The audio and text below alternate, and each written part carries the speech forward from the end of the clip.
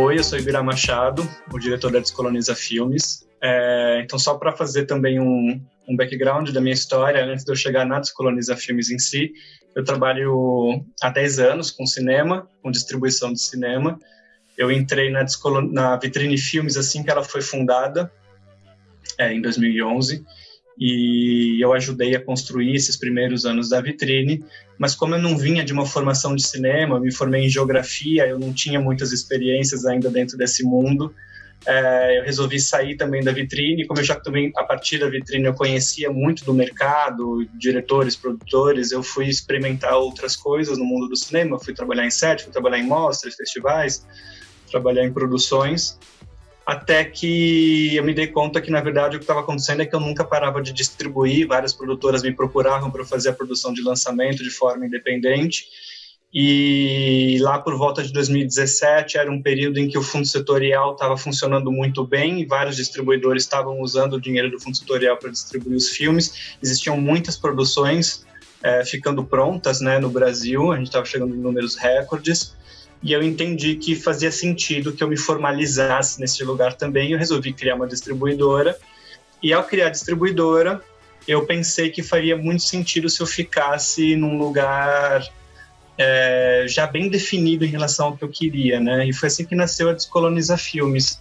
Ela nasceu como uma ideia de ser uma distribuidora já com um propósito bem claro, já a partir do próprio nome dela, de priorizar obras com temáticas que trouxessem questionamentos sobre a nossa sociedade, sobre questões sociopolítico-ambientais, enfim. A gente tem como proposta não só priorizar obras, né, que tratem sobre temas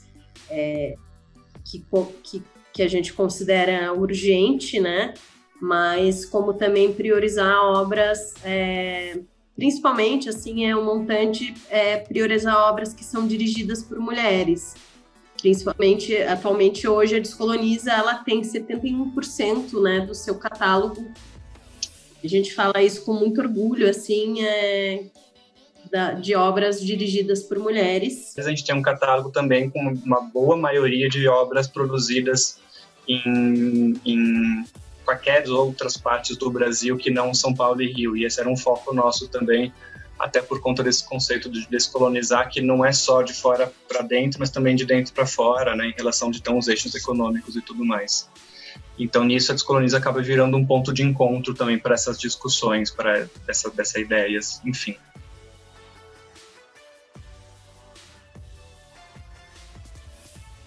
Enquanto distribuidor, existem vários caminhos para a gente, em primeiro lugar, para um filme chegar até nós, né? Antes de falar de como funciona a distribuição em si, mas como que um filme chega até nós. Hoje em dia, um dos principais mecanismos é através de encontros de mercado, justamente, sobretudo para a gente da Descoloniza, que a gente busca efetivamente filmes que venham de outras regiões que não São Paulo e Rio. Então, os encontros de mercado acabam sendo fundamentais, porque a gente faz rodadas de negócios com produtores locais, com projetos locais, e a partir disso a gente inicia a nossa conversa para fechar uma parceria, enfim. Mas fora esse caminho, os caminhos mais tradicionais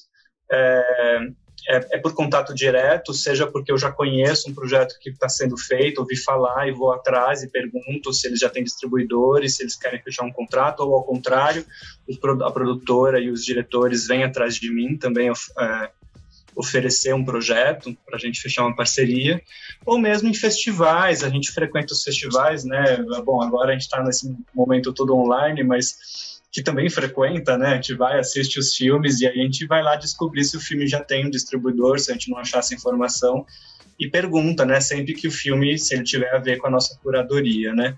E aí tá, a parceria firmada, contrato firmado, vem essa frente da distribuição, que ela se desdobra em várias janelas, que não é só a sala de cinema, né? O cinema é um dos lugares para a gente distribuir um filme, mas aí a gente também tem a janela internet para distribuir nas plataformas de streaming, e tem a janela televisão para oferecer para um canal de televisão licenciar, sem falar no que a gente chama de extra cinema, que são, sei lá, exibir o filme em unidades do SESC, em universidades, em espaços culturais e por aí vai, né? Mas sobretudo para essa etapa cinema, é uma etapa que exige um financiamento, né? Então a gente sempre precisa entender onde a gente vai conseguir financiar o lançamento desse filme, como que a gente vai custear a campanha do filme e tudo mais. Normalmente a gente tinha o fundo setorial, que era o principal vetor de financiamento para isso, mas que o fundo setorial está paralisado agora, então a gente busca editais locais e outros caminhos possíveis para fazer isso acontecer, né?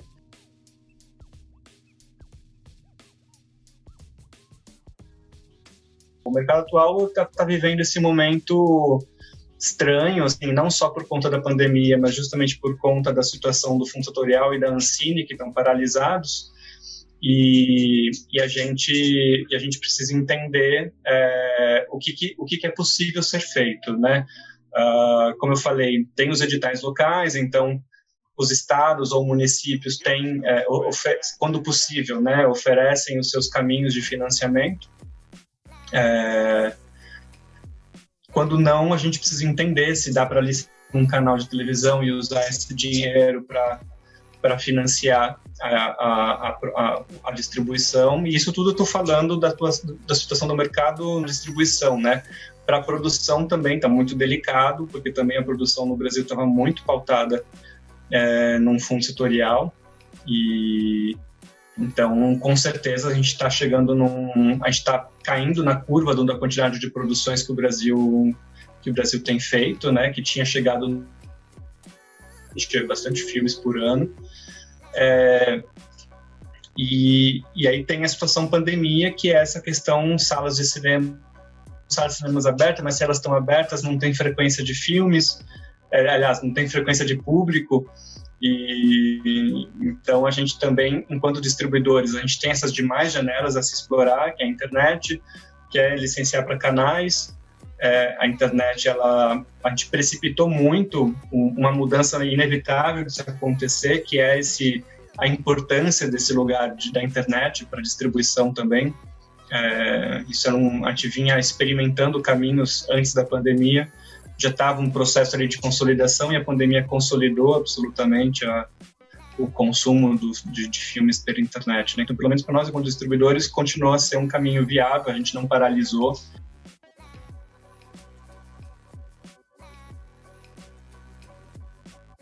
O cinema, num geral, né, o audiovisual, num geral, é um mundo muito fechado, muito hermético, que funciona muito por indicações. Não é só o diploma que vai te dar a validação para você começar a trabalhar com alguma produtora ou alguma distribuidora ou fazer o seu filme.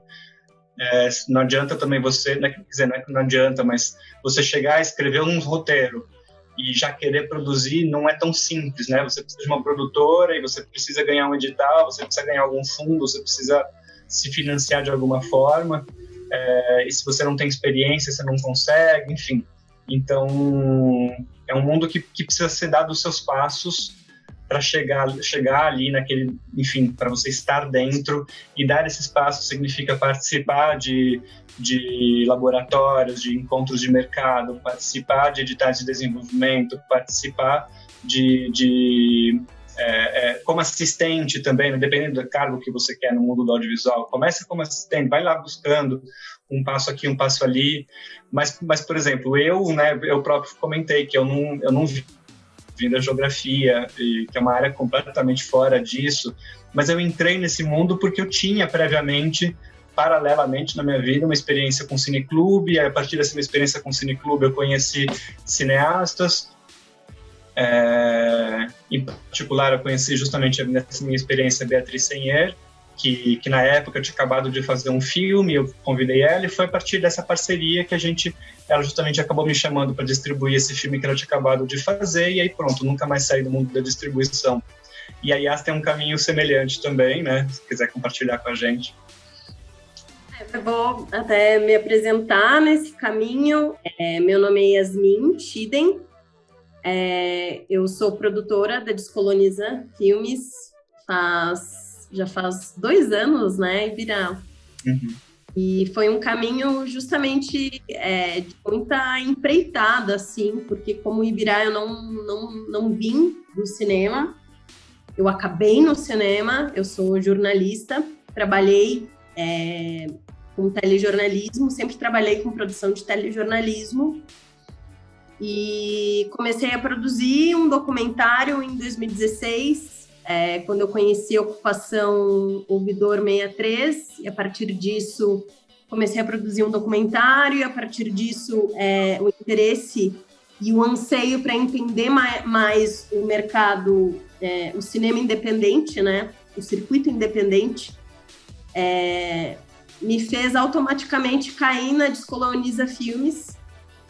E eu fiquei... E aí justamente, né, se a gente for dar algum conselho para quem quer fazer essa empreitada audiovisual, acho que a gente diria um pouco de perseverança, porque isso, é um caminho, é um circuito muito fechado, mas, assim, tentando outros caminhos, outras rotas, a gente tem conseguido se manter, inclusive nesse cenário difícil, e eu acho que é um pouco disso, assim, a gente tem tentado se reinventar desde o início, mas principalmente durante a pandemia, quando a gente entendeu que a gente não ia conseguir estar no mercado convencional, e a partir disso, a cada filme que a gente tem recebido assim para trabalhar, hoje a gente está com cerca de 20 filmes para trabalhar só esse ano, e cada filme é um tipo de trabalho diferente. Tem filmes que a gente acha que vai dar melhor na janela cinema, outros na internet, outros em circuitos mais, né? E outros a gente quer fazer outros trabalhos, né, em escolas públicas, mas também tem esse impeditivo. Então, eu acho que se reinventar, ter um pouco de perseverança, porque é um circuito bem fechado, mas existem muitas portas para se desvendar.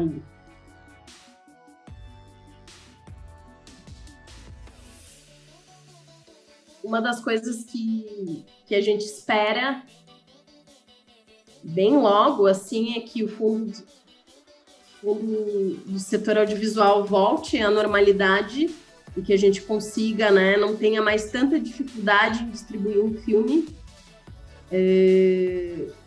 Que mais, Ives? A gente... eu acho que são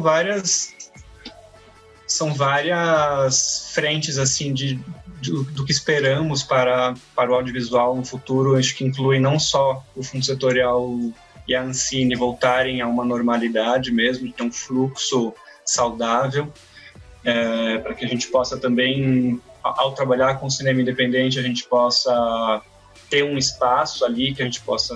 as pessoas saibam que os filmes existem, enfim, nós, enquanto distribuidores, queremos fazer isso, que as pessoas saibam que os filmes existem. Mas, além disso, por exemplo, ainda falando sobre essa frente da internet, que é esse lugar que se consolidou, a gente espera também muito que justamente a Ancine regulamente o VOD, né, o consumo na internet, para que a partir disso, nós, enquanto distribuidores, possamos ter acesso a números efetivos dessas vendas na internet, porque nós não temos, a gente não tem um acesso a isso efetivamente. Então, a gente distribui o filme vai parar na internet, as pessoas consomem, mas a gente não tem como, a Ancine, enquanto uma agência reguladora que deveria estar oferecendo dados, informações sobre isso, a gente não tem isso regulamentado, então não tem como ter acesso e, consequentemente, a gente não tem como direcionar melhor as nossas ações, né? A gente fica um pouco dando tiro no escuro, né? E que no pouco a pouco, isso mais a longo prazo, né? Mas é sempre uma meta de todo distribuidor, de todo mundo que faz cinema, que a gente possa, um pouco a pouco, construir público, aumentar o público do cinema, não só do cinema independente, do cinema como um todo, sobretudo do cinema nacional, que é o que a gente está conversando aqui, é onde a gente está trabalhando. Mas é claro, sobretudo do cinema independente, que tem um consumo muito menor. E essa formação de público, ela também ela passa por várias mãos. Ela passa pela nossa mão, que é uma mão aqui né, somos entes privados, entes particulares, mas também eu acho que a partir de diferentes políticas públicas, a SPCine é um exemplo, com o circuito SPCine, mas isso não é só, enfim, existem vários países que têm experiências interessantes, e eu gostaria muito que essas experiências todas fossem experimentadas no Brasil, que é um país continental, enfim, que isso tudo, a gente já experimentou uma integração desse cinema, a gente já está diversificando a produção no Brasil muito mais do que em relação à década passada, mas existem muitos passos ainda a serem dados em relação. Existem muitas capitais no Brasil que não tem sequer uma sala disponível para você exibir um filme alternativo. As salas são apenas comerciais que não programam filmes alternativos. Então, tem muitos passos ainda a serem dados. Mas aí é mais a longo prazo, né? Mas está na meta.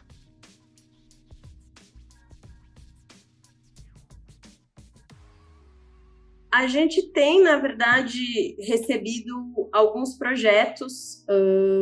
A gente deixa o nosso contato ali no site. Então, a gente tem recebido alguns e-mails, alguns projetos até para produção, assim, a gente até tem que... A gente responde os e-mails, deixando claro que a gente não é uma produtora, e sim uma distribuidora, né?